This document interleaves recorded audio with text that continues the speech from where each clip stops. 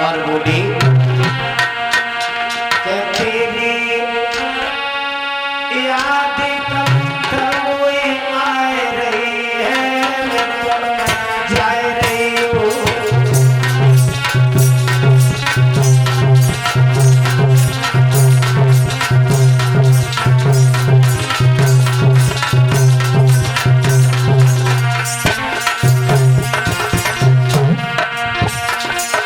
मैया सुनीत हो गई और आखिरी समय उसकी याद आती है जिसके लिए हृदय में प्यार होता है।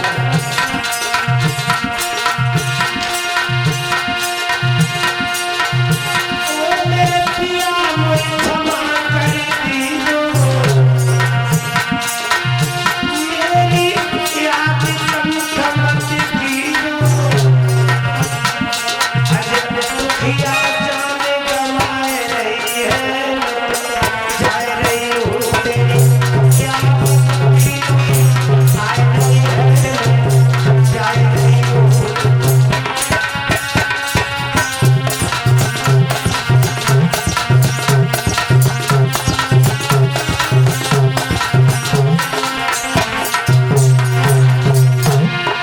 बोली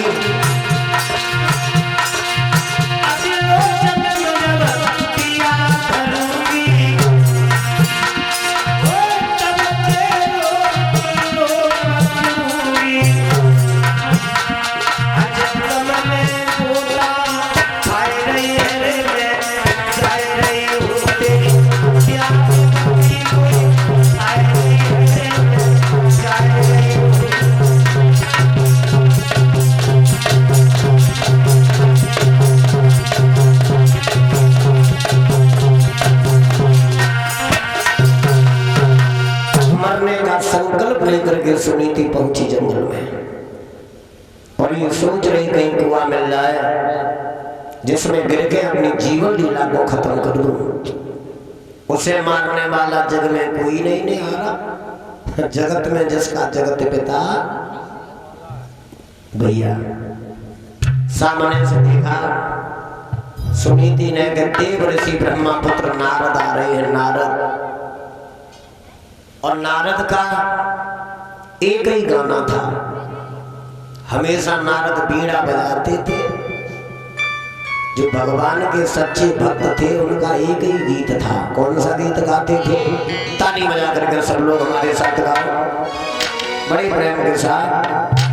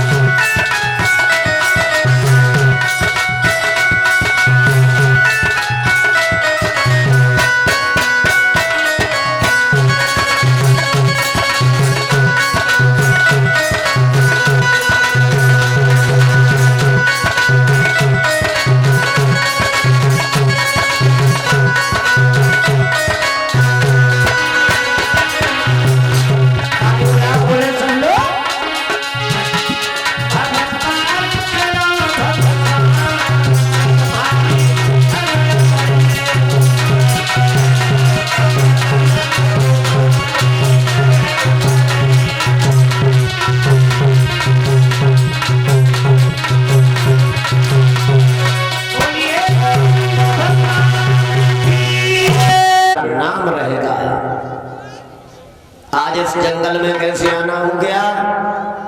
सुनीत ने जवाब दिया, बाबा मैं मरने जा रही हूं। मरने जा रही हूं?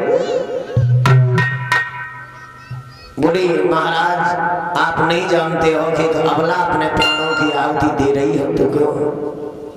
नारद जी समझ गए। नारद जी ने जवाब दिया, सुनीत एक बात हमें बता। बोला के बरसा और थोड़ी भई और के तुम गयो किसान।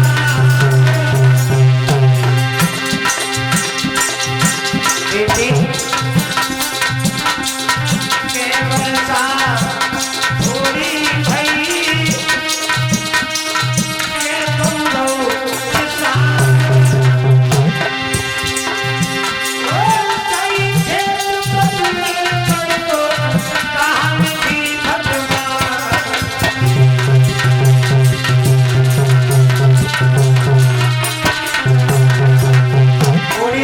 बाबा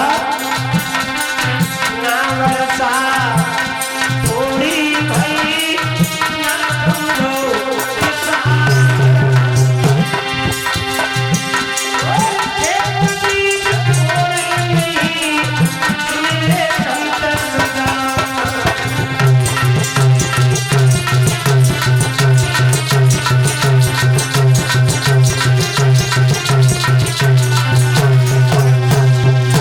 जवाब दिया, बाबा जी मैं एक पुत्र को जन्म ना दे सकी।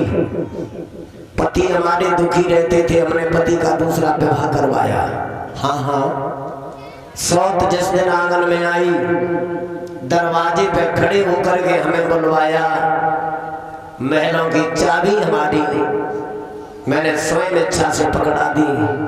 मैंने कहा रानी बन के रहो, मैं दासी बन के रहूंगी। हमें फिर भी महलों में रुकने का अधिकार नहीं मिला।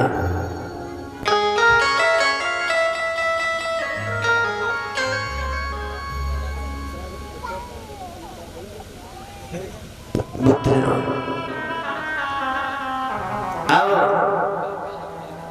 सुनीति बताने लगी, बाबा 6 महीना होने जा रहे, खेती पे रहती हूँ, जौ की रोटी नमक से खाती हूँ। पति ने आकर के नहीं पूछा है कि सुखी हो या दुखी हो, भूखी हो या प्यासी। आज मैं चिंता के अथार्थ सागर में डूब करके मरने जा रही हूँ। नारद ने जवाब दिया, बेटी इस तरीका से मर जाओगी तो क्या पुत्र आ जाएगा आंगन में? नहीं नहीं, और इतना बड़ा संकल्प लेके जा रही हो, मैं तुम्हें वचन देता हूं वापस लौट जाओ। और जब वापस जाओगी ना बेटी के तेरी गोदी में और ललाए चलाए जाए गोरी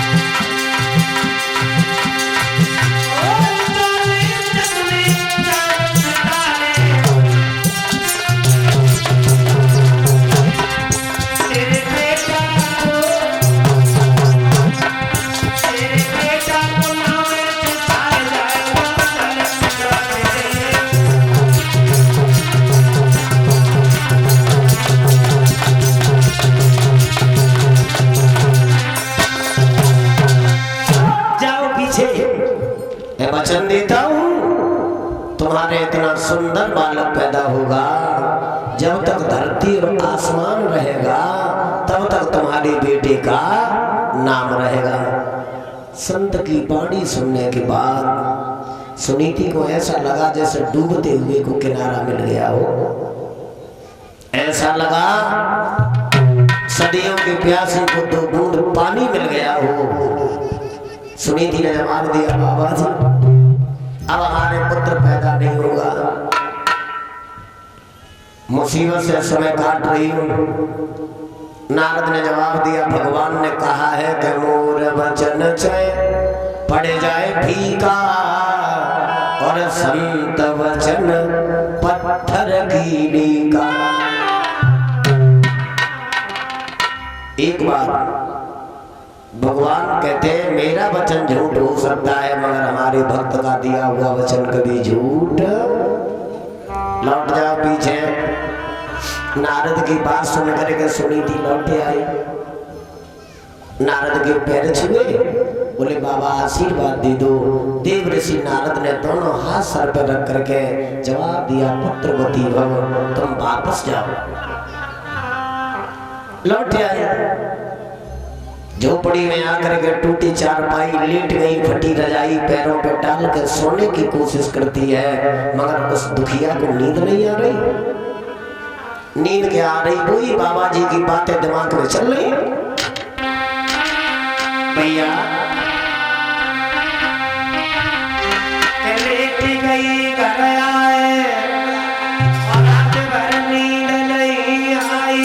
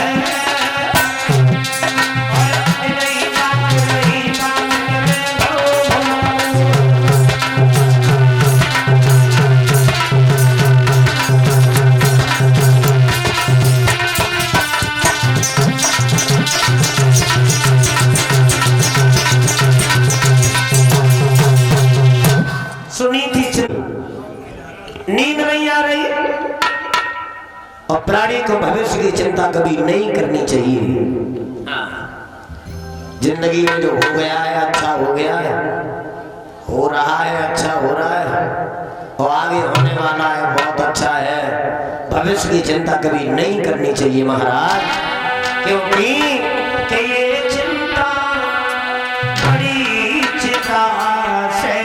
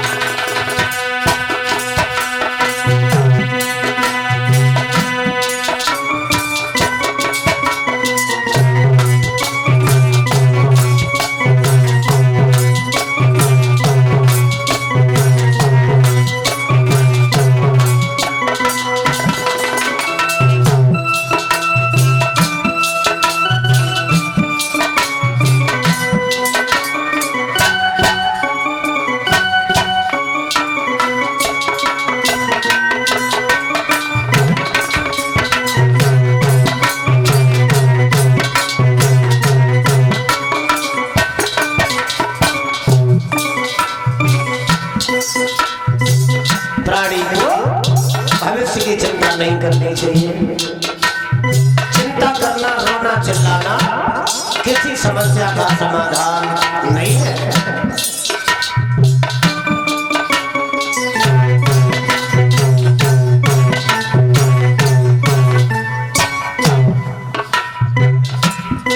चिंता करता नहीं है कोई, चिंता कर्मों से हो जाती है। जवाब दिया,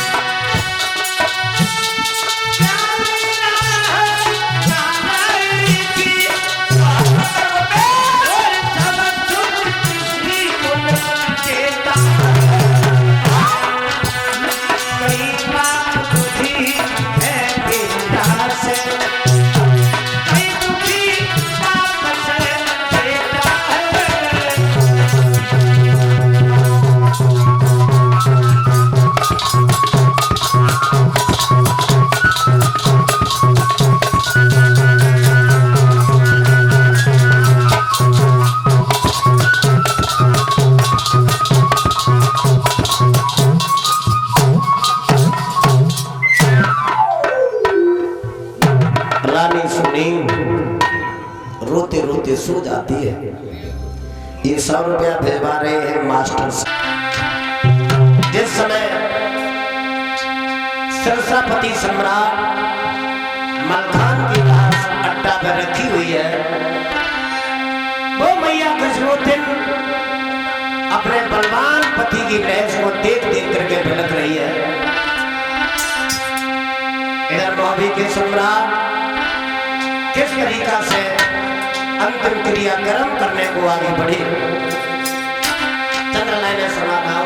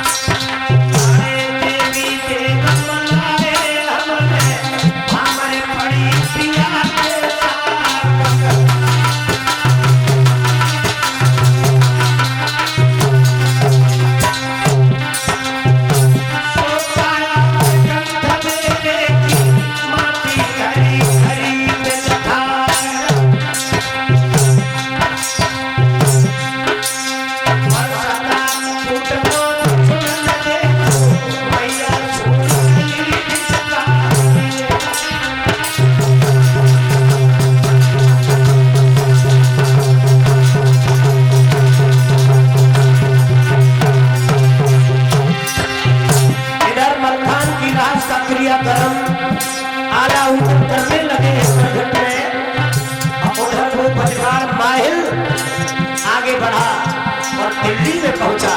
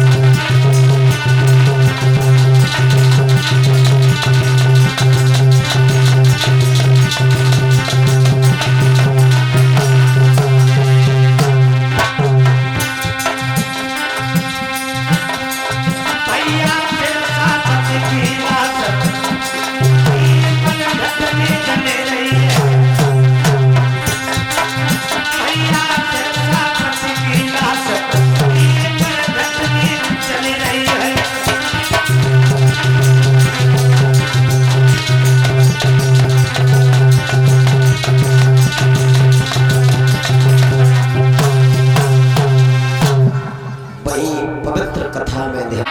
मगर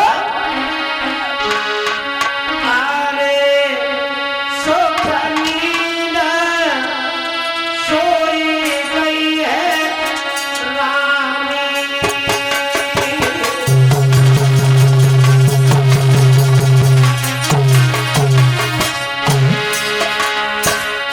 लला हीरा कौन खोले किवाड़े?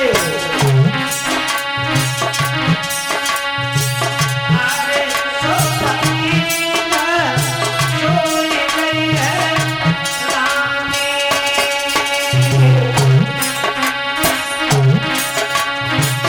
और राजा की सुनी गई है वाणी।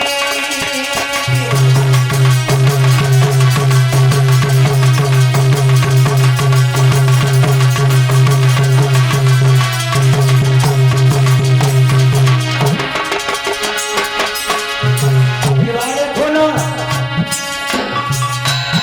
कहाँ गए घर के लोग? और जब मुसीबत आती है आत्मा में तब अपनों की याद आती है। आज राजा सोचने लगा, हाय हाय, एक मेरी वो रानी थी, जब तक हम आंगन में नहीं आ जाते थे दरवाजे पे खड़ी रहती थी। अरे जय ख्याल सुनीति को आओ,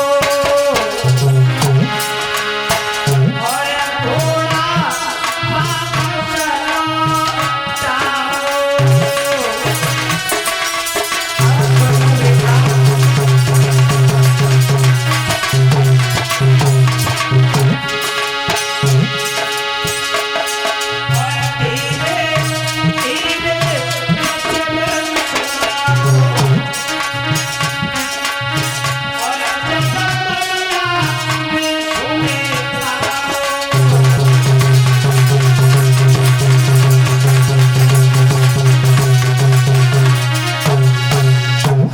झोपड़ी के रात के समय महाराज आए, आवाज लगाई।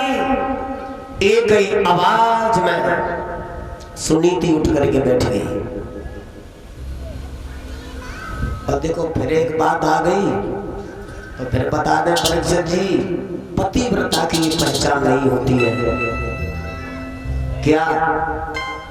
रात के समय पति दरवाजे पे आता है, केवल कुंडी खटकाने के 20 ही सेकंड केवल हो पाते हैं, तब तक दरवाजा खुल जाता है। जिनके जिंदगी में माँ नहीं है, माँ, जरा उन लोगों को आज वो समय याद आएगा हमारे सुन कहने के बाद। जब सुनोगे तो मनन करना। जिन घरों में माँ होती है, माँ, बेटा चाहे रात के 11 बजे दरवाजे पे आए, चाहे 1 बजे आए, एक आवाज बेटा की लगने के बाद दोबारा आवाज का मौका। ये पतिव्रता का धर्म नहीं होता। अनेक जगह हमने देखा है कि 2-2 घंटा लोग गीट बजाता है, पूरा मोहल्ला जग जाता, लेकिन धर्म पत्नी ना उठती। भैया अब राजा उत्तान पार झोपड़ी में गई, एक आवाज में ही सुनीति उठ के बैठ गई और ये सोचने लगी, भगवान आज 6 महीना के बाद रात्रि के समय पति हमारे दरवाजे पे खड़े हैं, तो हमें ऐसा लग रहा है कि आज हमारी सौत ने मारने के लिए हमें पति को भेजा है। परेशान हो गई वो माँ और सोचने लगी, सुन सैया के दिल अफाई बेचैन मौत घबराई, मेरे मारन काजे सौती ने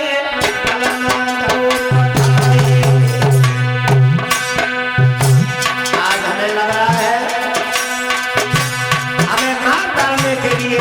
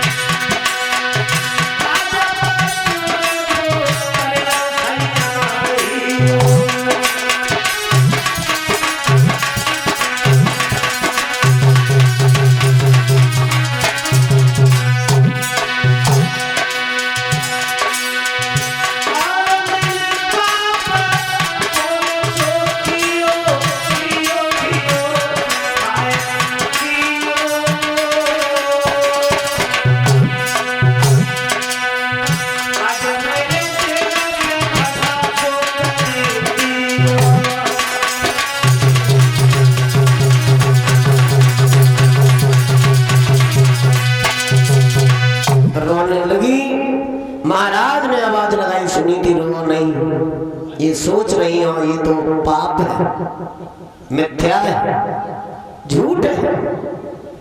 रानी सुनीति बाहर आई। आज बड़े दिनों के बाद राजा उत्तानपाद का जब चेहरा देखा तो हाथ पकड़ कर टूटी चारपाई पे गरीबनी ने बैठाया। राजा के ओठ सूख रहे हैं, घड़ा से जल निकाल के अपने पति के हाथ में दिया और मुंह की तरफ देख करके कहने लगी, स्वामी आज इस गरीबनी के पास इतना भी नहीं है जो तुम्हारे पेट के लिए। राजा उत्तानपाद कहने लगा, रानी हमें भूख नहीं है। सुनीति ने जवाब दिया, महाराज क्या गरीबनी का भोजन तुम स्वीकार करोगे? राजा कहने लगा, रानी स्वाद भोजनों में नहीं होता है, स्वाद भावना में होता है। और ये सच है, स्वाद मसालों में नहीं है, सब्जियों में स्वाद नहीं है, मिठास रसगुल्ला में नहीं है। मिठास और स्वाद होता तुम्हारी भावना और तुम्हारी बाड़ी में। जौ की रोटी नमक रख करके राजा के हाथ में दी है और बिलक बिलक करके सुनीति रोई। पति ने समझाया है, रानी पत्नी होने के नाते दुख तुम्हें है तो पति होने के नाते दुख हमें भी है। अंतर इतना है, तुम आंखों से आंसू बहाती हो और मैं हृदय से आंसू बहाता हूं। समाज में बचने के लिए, समाज से छुपने के लिए आदमी क्या नहीं करता है। जौ की रोटी महाराज ने खाई, पानी पिया, आवाज लगाई है सुनीति, आज 6 महीना के बाद इस आत्मा को इतना सुंदर भोजन मिला है। तो भैया स्वाद वास्तविक में भावना में होता है। कुछ माताओं बहनों के हाथ में इतना स्वाद होता है भोजन बनाने के लिए कि अगर एक बार कोई भोजन कर जाए है, जब उस रास्ता से निकलता है तो उस घर की याद आती है। बड़ी सब्जी, बड़ी मसाले, मगर बनाने वाले की कला है और स्वाद भावना में छुपा हुआ है। याद करो बचपन में बड़ा स्वाद मिलता था।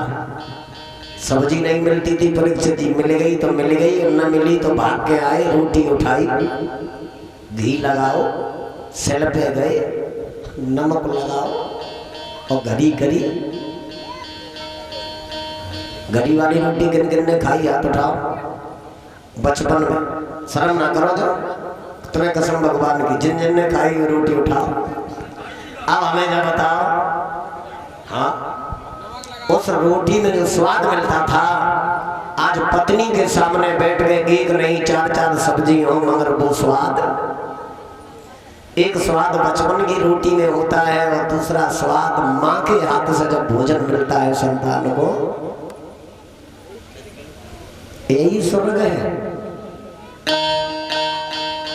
कुछ लोग इतनी मीठी मीठी बातें करते हैं, कब जब खाना खिलाते हैं किसी को तो इतनी मीठी मीठी बातें। रचना दीजिए, ऐसा लगता है कि पानी से मिठास झर रहा है। और कुछ लोग ऐसे भी होते हैं कि मीठा भी बोलते रहते हैं और अंत में आए कि इतना जहर बोलते थे। हमें कभी कभी शिकार हो जाते हैं। कथा करने के लिए गए, कथा वाले बड़ी सेवा करते 7 दिन, और अंतिम दिन विदा के समय एक ऐसे बात कह देते हैं सारी सेवा पे। बड़ी सोच समझ के चलना है। स्वाद, मिठास, आप सोच रहे हो मिठास कहाँ है? रसगुल्ला में नहीं, मिठास होता बाड़ी में। हमें एक बात याद आ गई, मैं बताऊं तुम्हें मिठास कैसे होता है, जरा जल्दी में समझ लें। एक बार एक लड़का शादी होने के बाद पहली बार ससुराल में गया, और भैया पहली बार जब दामाद आता है तो पूरा घर ऐसे सावधान हो जाता है जैसे आज दिल्ली के प्रधानमंत्री का आगमन। पहली बार की बातें कुछ अलग होती है परीक्षित जी। और सम्मान ससुराल में अधिक मिलता है, मैं मानता हूँ। सम्मान जहाँ अधिक मिलता है उस जगह बार बार भाग करके नहीं जाना चाहिए। कभी कभी लोग नाराज हो जाते, तुम तो आते ही नहीं हो भैया। जहाँ सम्मान अधिक होता है, ससुराल की दूरी कम हो, राम जी बात बहुत ही सोच समझ के जाना चाहिए। कुछ ऐसे हमने ससुराल वाले देखे हैं जिनके नई नई ब्याह हुए, बाजार से सब्जी लेने गई तो सारी ने फोन कर दो, हेलो सब्जी भाई से कहाँ आए को पकड़ा दी बाजे। और कुछ ऐसे होता है कि 15 दिन हमने देखी ससुराल में ही पड़े हैं। अब टाइम आया रो आलू गाड़ी ली अनेक ऐसे जीजा है जो सारे के संगे खेत में बैठे मिले मैडम। ये सम्मान की जगह होती है। मथुरा वृंदावन में कोई दूरी ज्यादा नहीं थी। कन्हैया ने वृंदावन छोड़ा, मथुरा आगमन हुआ, लौट करके वृंदावन नहीं आए क्योंकि वृंदावन में कृष्ण का बहुत बड़ा सम्मान था। अब 9 दामाद आए तो एक सब्जी से कानून न चलते हुआ, भले आलू हो लेकिन हो 3 जगह टमाटर आलू वाला मठा के आलू कहने का मतलब 3 सब्जी बनी। मैं ये हंसी की तो बात कर रहा हूँ लेकिन हमारी बात समझे। मैं ये बताना चाह रहा हूँ कि मिठास रसगुल्ला में नहीं, स्वाद भोजन में नहीं, स्वाद है तुम्हारी बाड़ी में, भावना में। अब शाम को भोजन मानो परिचर महाराज तो भोजन करवाए कि नहीं। साली आगे बढ़ी, पहली बार ससुराल, छोटी छोटी पूरी, और ससुराल में शर्म भी वो तो करनी पड़ती है। अब ऐसे थोड़ी चाय बिस्कुट आए तो सब। अब भोजन किया, 2-3 पूरी खाई, शर्म के मारे पानी को गिलास उठाओ, ऐसे ही सारी तो भैया सारी ठहरी बनेगी, जीजा अभी ना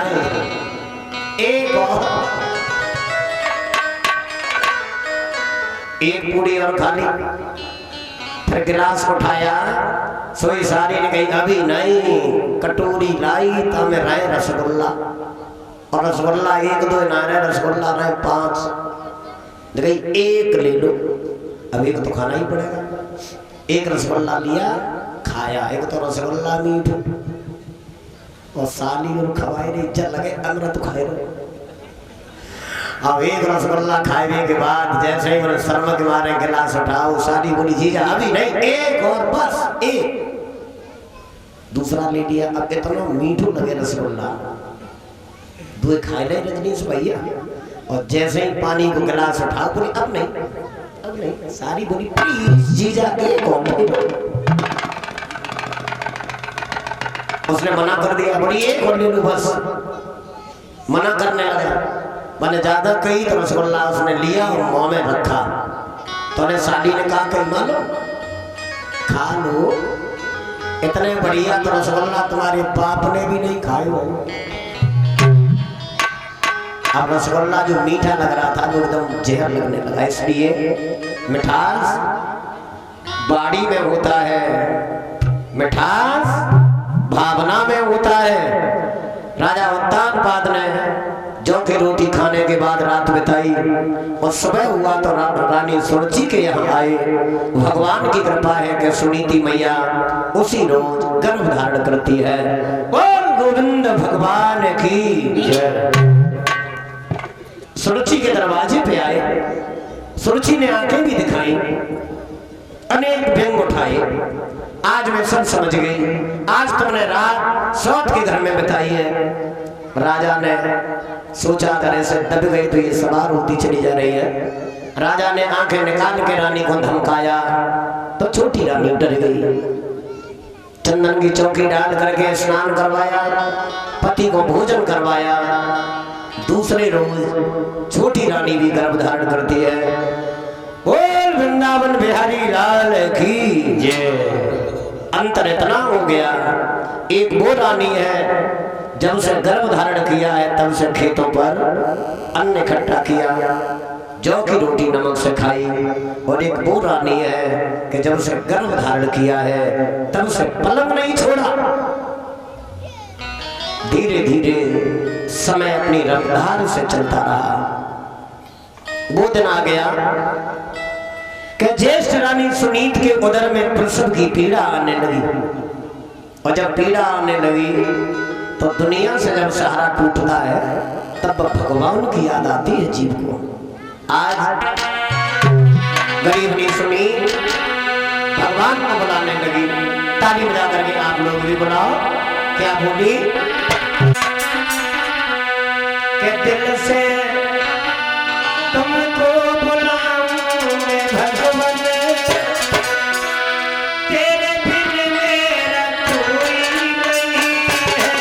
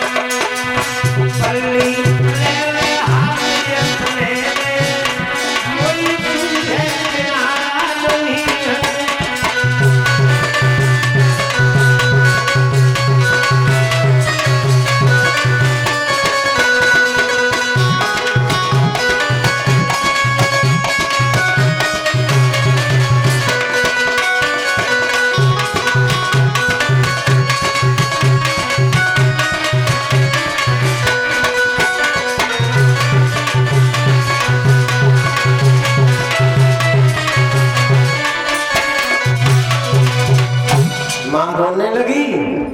और जब सुनीत रोने लगी तो ये भी आप जानते हो,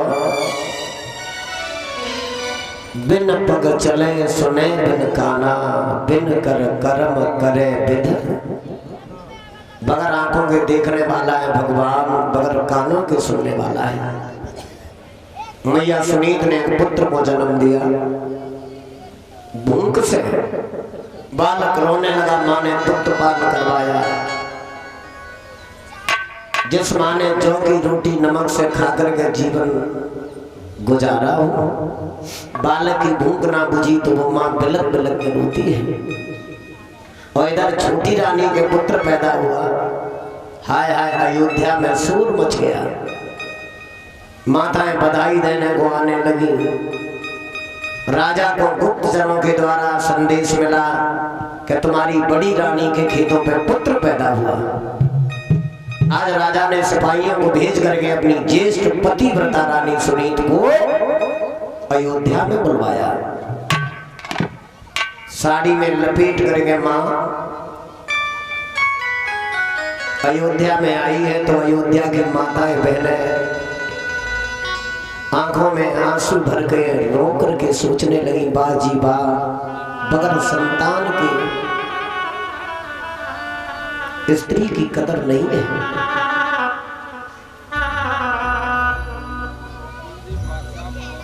क्या है जीवन? बेटी का जब विवाह पिता तय करने जाता है और शादी जब तय करने जाता है तो सबसे पहले पिता एक फल वाली दुकान पर खड़ा होकर के टोकरी बनवाता है और ये संकेत करता है, हे दीन बंधु, हमारी बेटी इस आंगन में आए, सुंदर बाग लगाए और बगैर फल वाले वृक्ष की कदर कम होती है।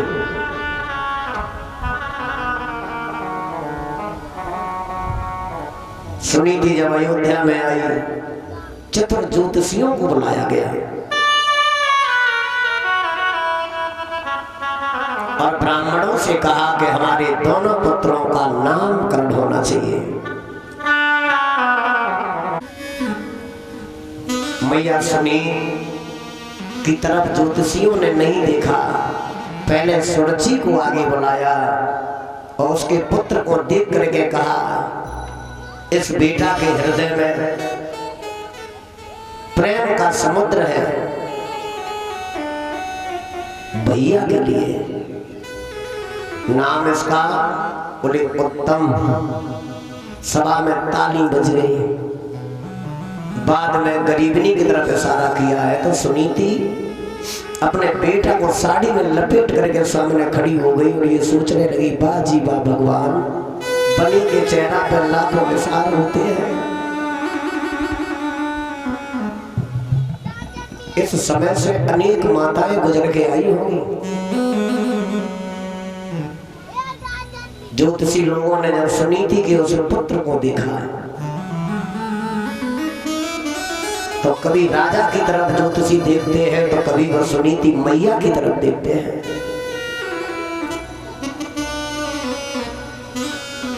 जवाब दिया है कि हे महाराज, ये बेटा नहीं है, ये तो देवता है। तुम्हारा तो जीवन धन्य हो गया।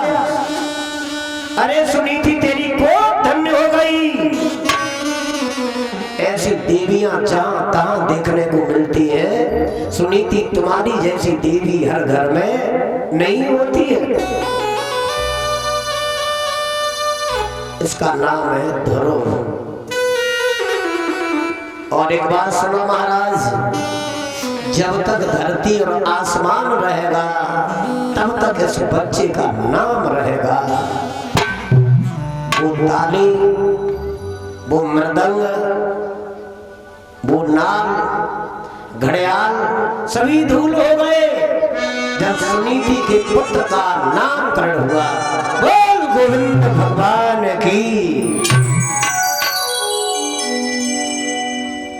दुखिया ने अपने पुत्र को साड़ी में लपेट करके कदम महलों की तरफ बढ़ाया तो राजा उत्तानपाद ने ऐलान कर दिया, आज के बाद हमारी ज्येष्ठ रानी सुनी महलों में ऊपर रहेगी और छोटी रानी सुरसी नीचे रहेगी। दोनों बालक बड़े होने लगे मगर अंतर इतना हो गया, भोजन में, वस्त्रों में कोई बदलाव नहीं हुआ।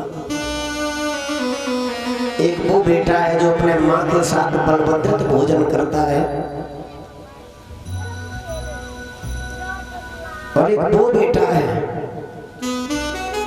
जो अपने माँ के समय को देख करके मैया के साथ लंगोट पहन करके खुश होकर के रहता है। लोग कहते हैं कि संतानों का भविष्य यहाँ हमने बना दिया। देवता प्रति की संतान कुदरती लगी हुई आती है परीक्षित जी। अनेक ऐसी संतानें हैं जो दुनिया में जो माता पिता का समय देख के चलती हैं, तो अनेक ऐसी संतानें हैं जिन्हें माता पिता से कोई मतलब नहीं।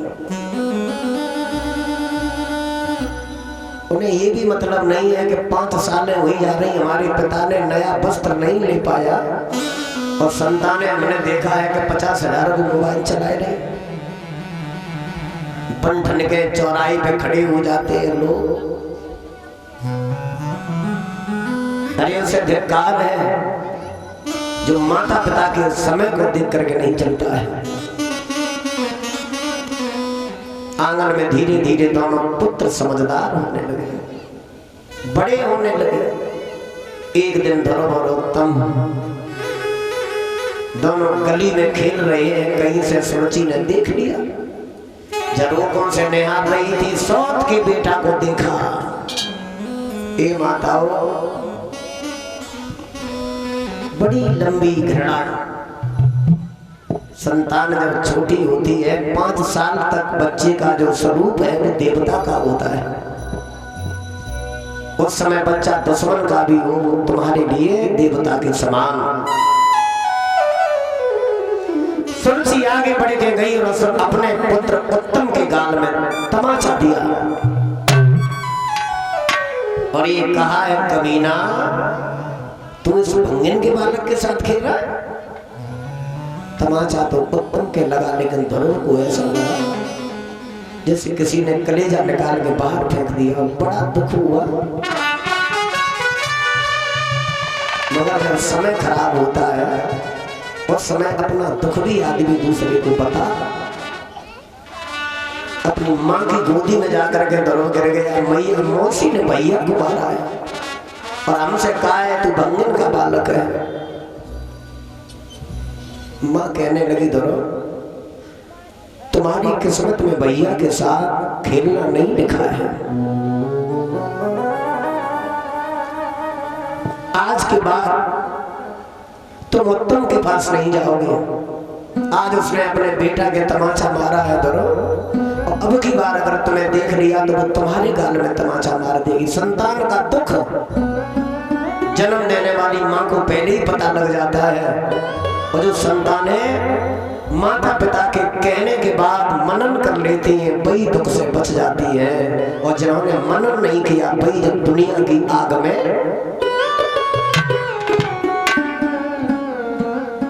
माँ इतने बात कहने के बाद सो गई। तेज बुखार है सुनीति को। आज नन्हे नन्हे हाथों से ध्रुव अपनी मैया का सिर दबा रहा है। माताओं सुरभ कहाँ है? बचपन में जब संतान माता पिता के पैर दबाने लगे, माँ का शरीर स्वस्थ न हो, बीमार हो, और संतान अगर सिर दबाने लगे तब तो मैया को ऐसा लगता है जैसे दुनिया का सब सुख उसमें को मिल गया हो। ध्रुव सोचने लगा, भैया मौसी ने तुम्हें भंगिन बता दिया,